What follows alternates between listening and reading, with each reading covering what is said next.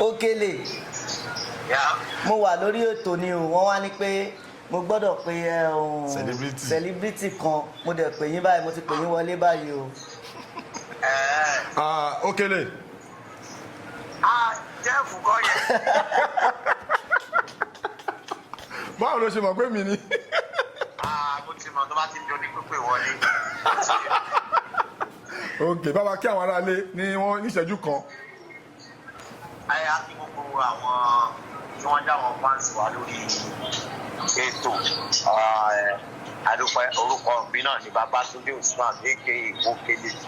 So a kí wọn o. Ẹ ṣé gan o, a pè yín ẹjẹ́.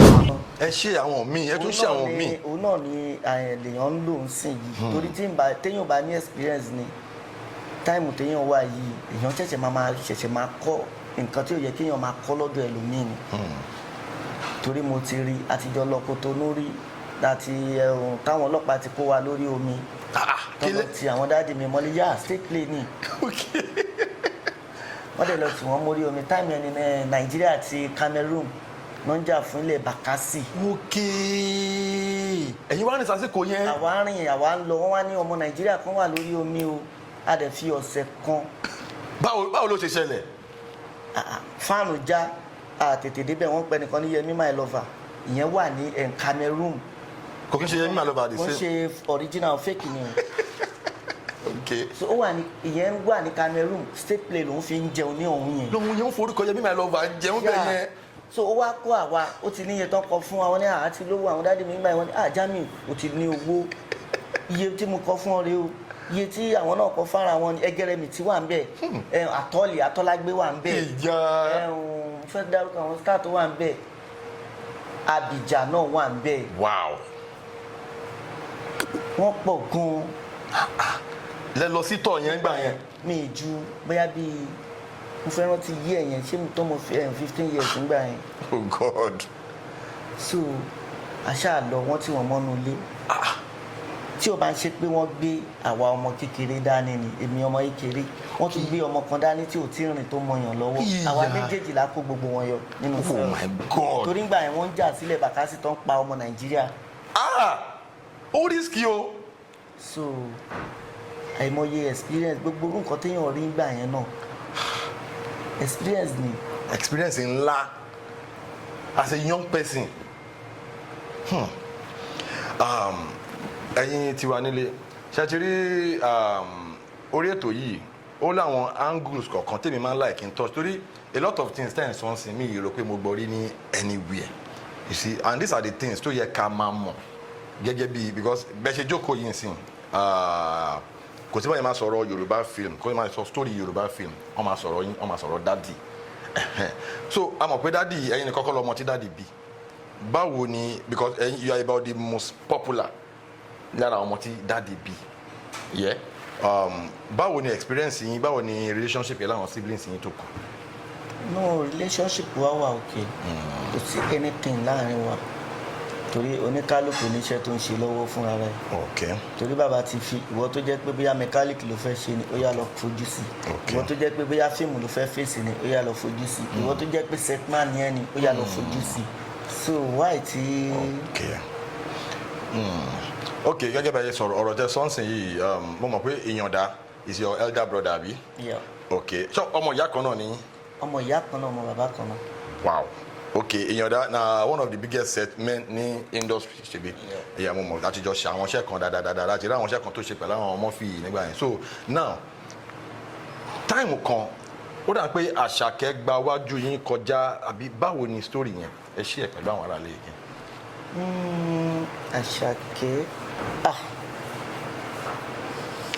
Àṣàkẹ́ gba wájú wa torí ó ní time kan tó jẹ́ pé ńgbà tá a máa ń ṣe stage play káàkiri ńgbà yẹn.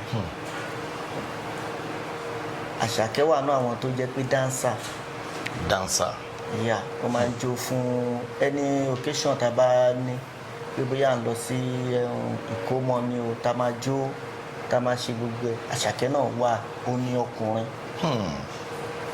torí a máa lọ ọkùnrin 4 obìnrin 4 so Àṣàkẹ́ wà náà àwọn dancer wa tó jẹ́ pé òun náà èmi náà ń jó ń gbà yẹn so òun náà wà nù àwọn dancer gbogbo ìgbà yẹn aṣáájọ ń ṣe ni débi pé ó ń tẹ̀lé wa káàkiri nígbà yẹn so ara àwọn ọmọọṣẹ́ bàbá ní Àṣàkẹ́ jẹ́. Okay. Story yìí sórí tẹ mẹ́nu báyìí fẹ́ tap wọnú ẹ̀ ní angu yìí torí time kan gbà tí Lala the same Lala tí Lala wà ní Ifẹ̀ tó wà school mo ní opportunity láti lọ sí ọ̀dọ̀ wọn nígbà yẹn a lọ sí school ìmọ̀ àti crack a lọ síbi àsunbẹ̀ àjẹun àṣeré Lala na person wey dey hospitable everybody Lala máa accommodate everybody wọ́n máa encourage àwọn young guys so later bàtà Àṣàkẹ́ wá di Àṣàkẹ́ tó ti big àwa rí pé Lala àti Àṣàkẹ́ wọ́n sì máa ń wà a máa ń rí wọn papọ̀ you know so nǹkan tó fẹ́ sọ ni pé it's always good to be good torí kò sẹ́ni tí ó mọ̀ bí tí everybody máa dé lẹ́yìn wa ọ̀la now mo wá sọ fún èèyàn kan when we saw the video of Àṣàkẹ́ àti Lala papọ̀ mo wá sọ fún èèyàn kan pé mo ní ṣé o mọ̀ pé Lala tó ń wò yìí even àwa gan nígbà tá a ti jẹ kankan tá a kàn ṣe ń fò káàkiri tá a kàn ń jánu káàkiri industry a ti ṣeré lọ sọ́dọ̀ Lala rè nífẹ̀ẹ́ pàtó sì wà ní Ifẹ̀ tó sì wà ní school a ṣe lọ́bẹ̀ inú rúùmù wa wà ń bẹ̀ẹ̀ láwa for days a kàn ń jẹun à ń ṣe fàájì you know so wọ́n wá sọ ní táìmù yẹn náà pé dà pé Ifẹ̀ náà ni Àṣàkẹ́ lọ wọn ní òkè gbogbo kíní yẹn ó cross ara wọn ní táìmù yẹn ni ṣé ọ̀tọ̀ọ̀tọ̀ ni àbí báwo ló ṣe jẹ́ ìrìn ìrìnàjò yẹn. Lala ti wà nífẹ̀ okay àwọn náà ẹ̀pù Àṣàkẹ́ ń gbà yẹn torí táìmù yẹn èmi gangan ni Lala sọ fún gbà yẹn pé wọ́n sọ fún bàbá pé kí bàbá fa èmi fún àwọn. Lala okay wọ́n ní kí bàbá fa èmi fún àwọn pé so àwọn mọ̀ báwọn ṣe máa bá mi ṣe ti Ifẹ̀ yẹn. okay Àṣàkẹ́ dẹ̀ wà ń bẹ̀ ń gbà yẹn. ó gbọ́.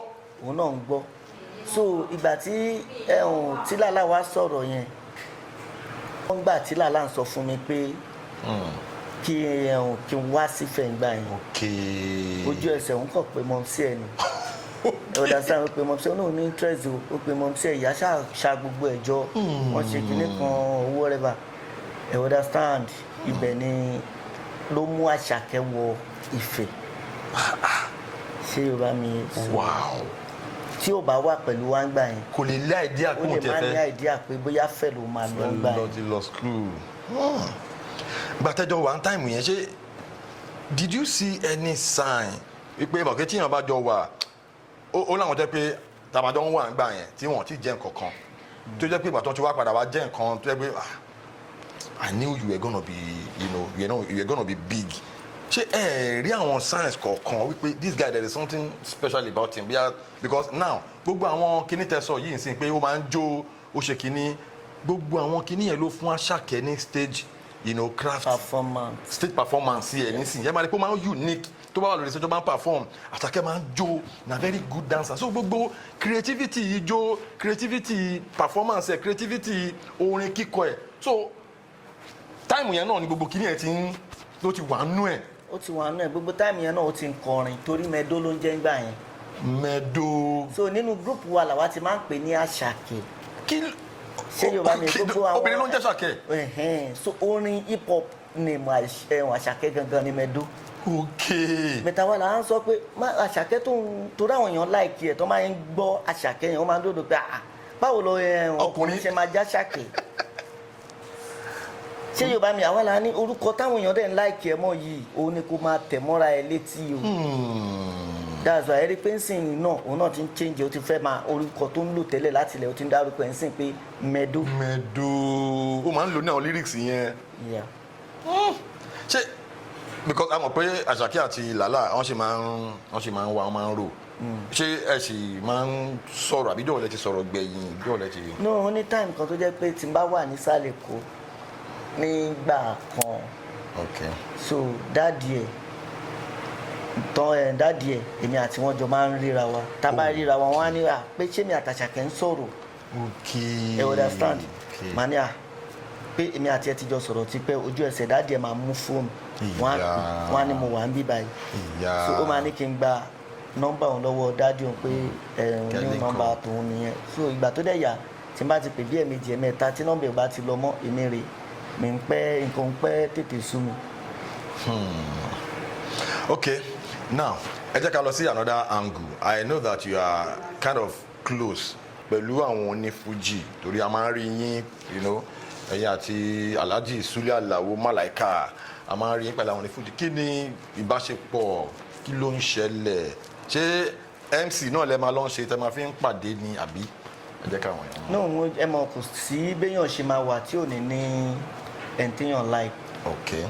So bí èmi ń sìn yìí mo ti like Alhaji ń sìn yìí Sule Alao Malaika mo ti like wọ́n sìn ó ti pẹ́ gan.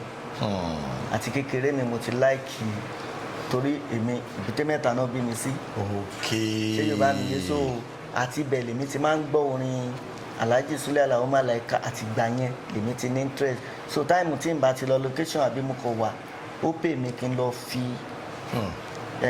kí lọ múnú ara mi dùn níbi tán bá wà bóyá wọ́n ń ṣe wedding ni o bóyá wọ́n ń ṣe kíní torí Alhaji lèmi ṣe máa ń lọ bẹ̀.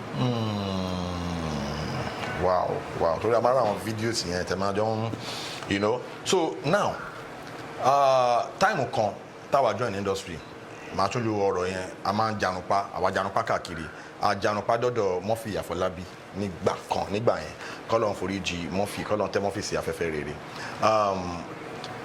Ẹ máa ń wà pẹ̀lú Murphy náà a dẹ̀ mọ̀ pé Baba Dagunro àti Murphy ṣé ọmọọṣẹ́ àtọ̀gá relationship ni tó fi di pé ẹ̀yin náà tẹ́tún jẹ́ ọmọ bàbá báwo ni relationship ẹ̀ ti jẹ́ máa ń rí lọ́dọ̀ Murphy náà ni. ẹni tó ṣẹlẹ̀ ni pé Murphy Àfọlábí kọ́lọ́n bá mi fi ọ̀run kẹwọn. Àmín.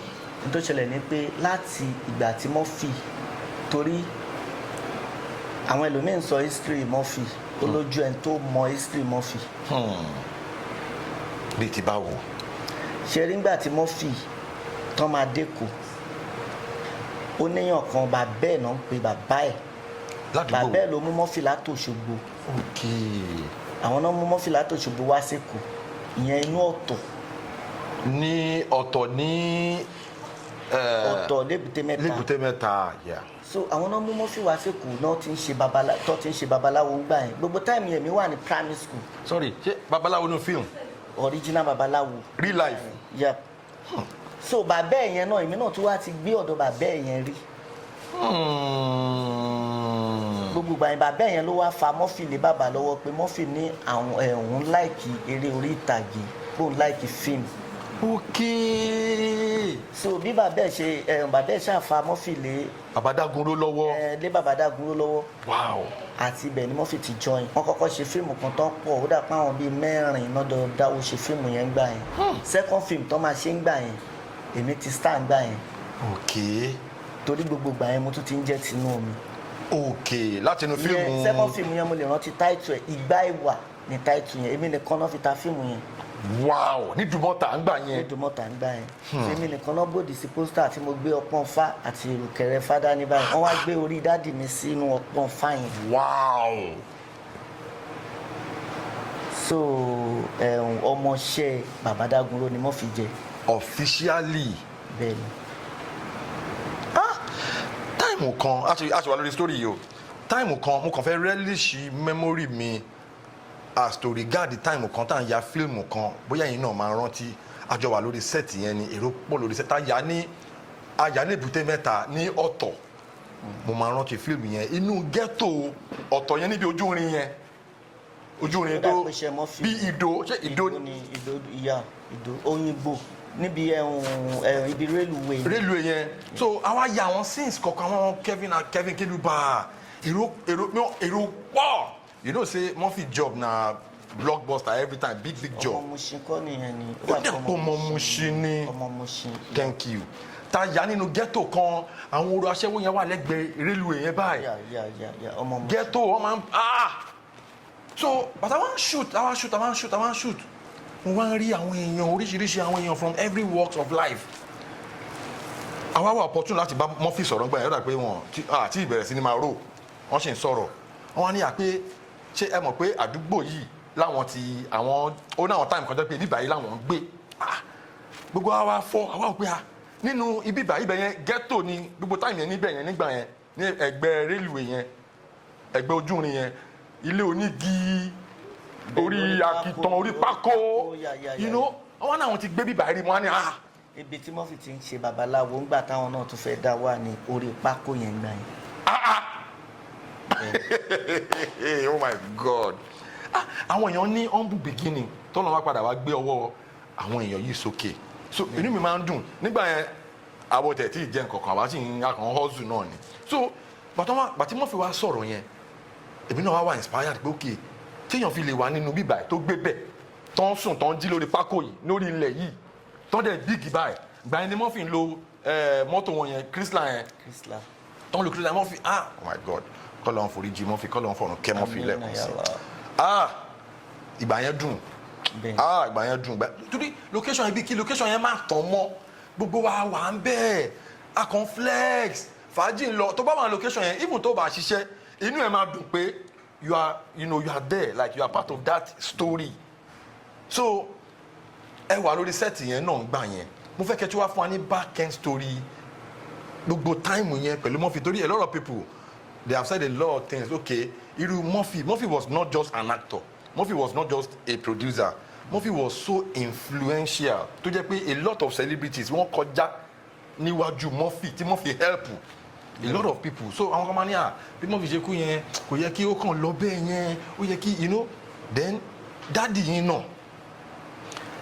máa sọ pé ó yẹ ká rí àwọn kankan tó pé àwọn people yìí they have tried they contributed a lot to the growth of movie industry especially Yoruba kí ni ẹ lè sọ sí aspect yẹn. n tó ṣẹlẹ̀ ní pé ṣe as a person tó wà nínú fíìmù yẹn gangan nígbà yẹn. ṣe rí ti Murphy mi kò lè jọ mí lójú. kí ló dé. reason ni pé ṣe rí gbà tí dáàdì tèmi náà kú nígbà yẹn àìmọye àwọn tó sọ pé màá ṣe bí ìyá màá ṣe bí bàbá fún ẹ ṣé Yorùbá mi yé ìgbà títí Murphy ṣẹlẹ̀ náà tí mò ń rí gbogbo àwọn tó ń promise Murphy pé ẹ má worry ṣé kinní kan báyìí ni kinní kan báyìí ni màá ṣe kinní kan báyìí màá ṣe mò ń mí sínú ni torí ó ti ṣẹlẹ̀ sáwa náà. wow bíi ti báwo.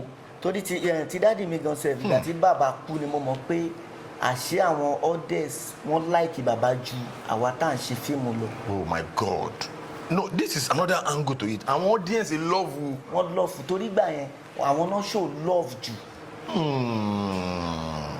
àwọn tó ń jẹ́ colleague gangan o. tí o bá ṣe ọpẹ́lọpẹ́ Mr. Latin àwọn náà ṣe ojúṣe ní ọjọ́ yẹn gangan. bẹ̀ṣẹ̀ wá rí gbogbo àwọn tí bàbá ti help nígbà yẹn kan tó wà láyé tó jẹ́ pé tó bá fẹ́ ṣiṣẹ́ báyìí wọ́n máa ní ẹni báyìí àwọn náà máa kọ́kọ́ cast wọn pé ẹni báyìí mo must to lò ẹni báyìí mo must to lò. ẹ understand ìgbà tó ń kú tọ́ mo wá wò pé ẹ wá wo gbogbo àwọn tí bàbá dẹ̀ wà láìkí ẹ wò àárín wọn ẹlòmíì gan mi rí nú ẹlòmíì ò mi rí kọ́ ẹ̀. dọ́là. so that's why tí tọ̀rọ̀ tí Murphy ò lè fi jọ mí lójú nìyẹn pé oníkálukú ọ̀rọ̀ orí àwọn lásán ni. ọ̀gá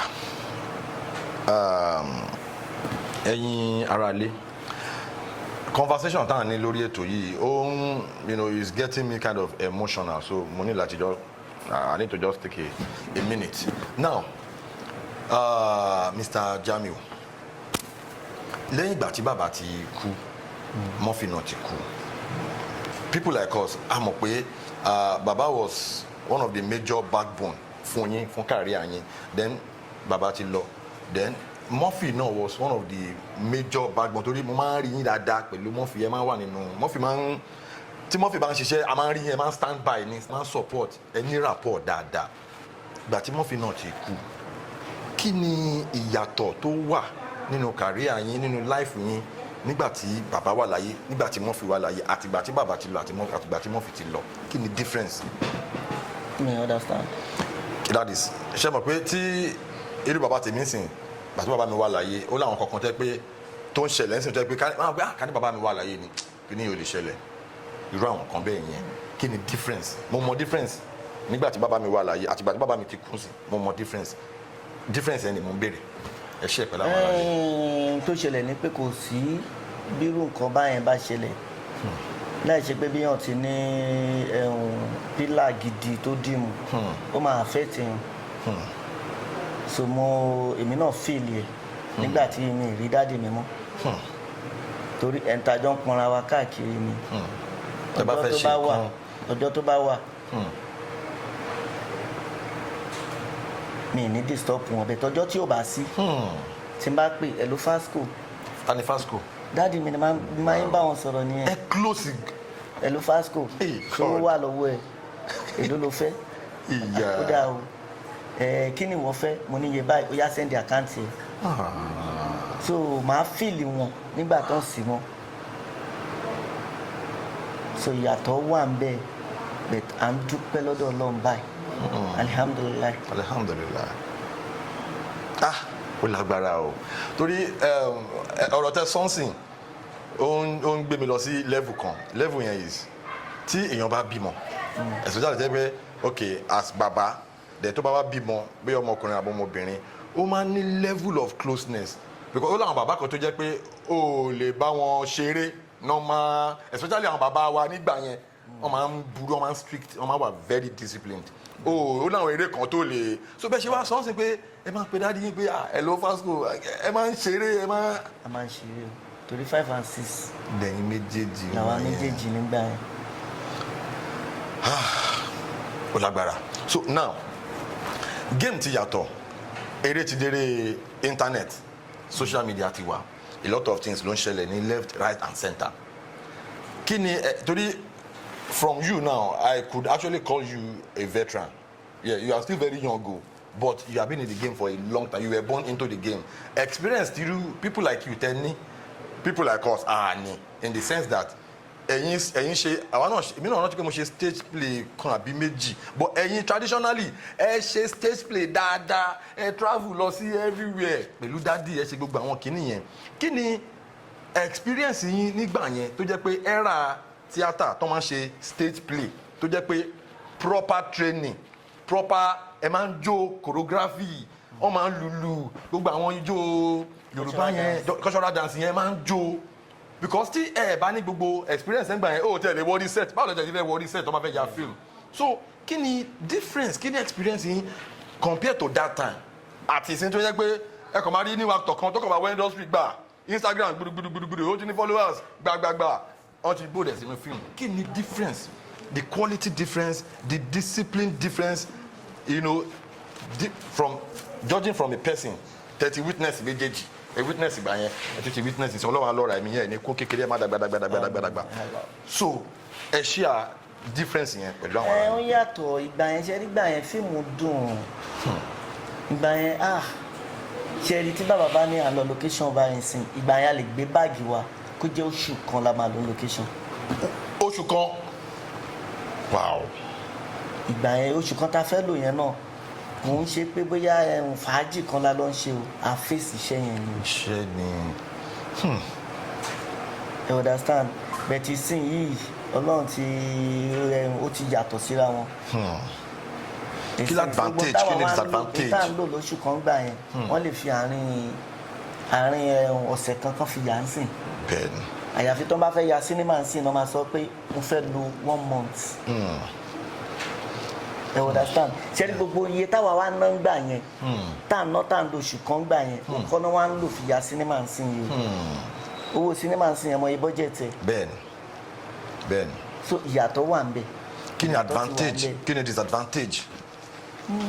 èmi ṣáà ìgbà yẹn mo láìkí ẹ̀ mo láìkí ìgbà yẹn jù sí yìí lọ. tó jẹ́ pé tó máa release film hard copy ní cassette ẹ máa lọ rà á báyìí ẹ máa play ẹ. ẹ rí gbogbo àwọn èrò máa lọ ní ìdúmọ̀tà oníkálukú ṣé àfisco ló fẹ́ ta fíìmù ni o ṣé corporate ló fẹ́ ta fíìmù ni èrò á ti pọ̀ gan ìsìn ó ti di pé ọmọ ìkéré ìsìn gan kò ní mọ̀ pé fíìmù gan ti jáde téèyàn bá polówó bí ẹni máa kú báyìí wọn ò ní mọ̀ pé fíìmù yẹn ti jáde. ẹ fẹ́ jó ijó yìí. tẹ́lẹ̀ wa máa lẹ pósítà wọ́n á lẹ pósítà káàkiri ni throughout ọ̀sẹ̀ kan àbọ̀sẹ̀ méjì so oníkálukú ti máa rí pé àfíìmù ìfẹ́ jáde lọ́jọ́ báyìí ìfẹ́ jáde lọ́jọ́ báyìí ìsìn yìí ó ti di pé bóyá ó dìgbà tó ń bá ṣẹ̀ṣẹ̀ polówó tó ń bá jó bí ẹni máa kú wọn nílọ wù.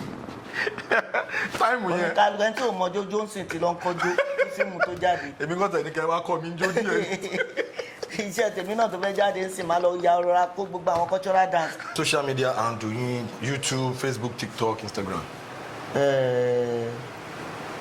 Jamiu Dagunro ni mò ń lò ní social media handle mi. okay so ẹ̀yin tí wá ẹ ti gbọ́ social media handle wọn tẹ́ bá ti tẹ Jamiu Dagunro YouTube àgbéjáde ẹ bá wa subscribe tẹ́ bá ti gbọ́ Jamiu Dagunro tẹ́ bá ti tẹ lórí TikTok ẹ bá wa follow same thing lórí Instagram Facebook náà same thing. Jamiu Dagunro. Now kí ni the most challenging experience yín láti gbà tẹ́ ti bẹ̀rẹ̀ because you were born into this game up till now kí ni nǹkan tó jẹ́ pé ìṣẹ̀lẹ̀ tó ṣẹlẹ̀ bóyá lórí set ni bóyá tẹ́lẹ̀ gbàgbé ẹ ṣe ẹ̀kọ́ láwọn aráàlú. Kò sí iṣẹ́ tí wọ́n ń ṣe láyé tí ò ní rí ìdojúkọ ara ẹ̀ náà ni mo ti sọ sẹ́yìn yẹn pé ìgbà tá à ń travel pa à ń ṣe stage o wọn kó wa táwọn ọlọ́pàá fìbọn wá fi arrest wa látòrí omi láì ṣe páwà fún ara wa àti ìdè Cameroon gbà yẹn so ara àwọn nǹkan tó jẹ́ èèyàn rí náà nìyẹn kò sí iṣẹ́ tí wọ́n ń ṣe láyé tó jẹ́ èèyàn ní rí ìdojúkọ ń bẹ̀. Bẹ́ẹ̀ni. So ó pọ̀. So téèyàn ń ṣe tí ò ní rí dojúkọ ara ẹni ti Kútọ̀nù ti Cameroon tí mo sọ pé ọlọ́pàá fìbọn wá arrest wa ní orí omi so ìkan náà tún ni ti 100 years tí mo tún sọ yìí pé àti yaṣẹ́ tọ́tọ́ bá ní pé kí dáàdì mi delete iṣẹ́ yẹn so kò sí téèyàn bá máa gòkè ojú ẹ̀ máa rí ẹ̀dá tí ó bá ti rí dojúkọ ẹni yẹn ò tí ì fèsì rárá.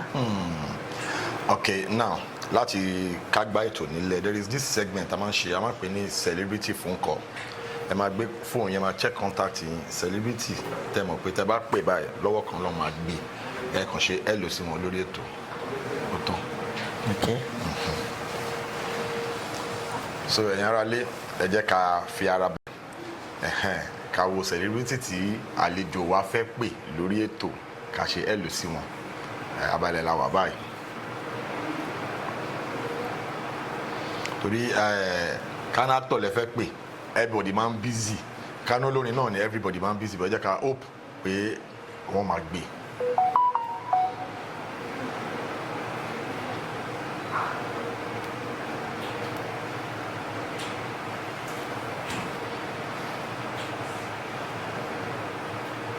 ó ti ń ríngì.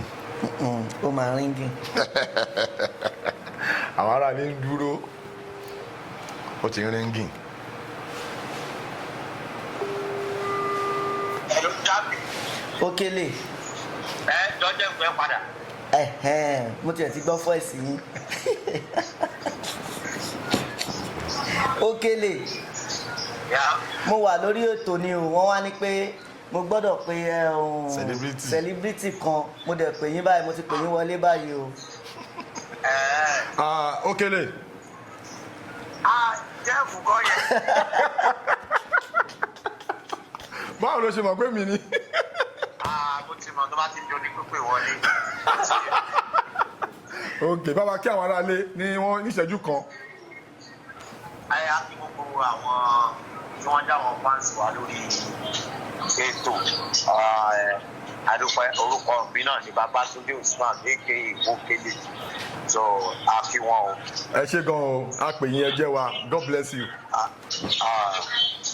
bó ti ẹ̀rọ torí mo ní ètò pẹ̀lú ẹ̀ mọ́ àrògbà sọmọkùnrin yìí tó fẹ́ máa pè mí fún pàṣẹ ọ̀sáàtì ìdí tó ti ń bí. Ẹ máa sọ̀rọ̀. Ó dáa Òkèlè bá fẹ́ yí padà. All right.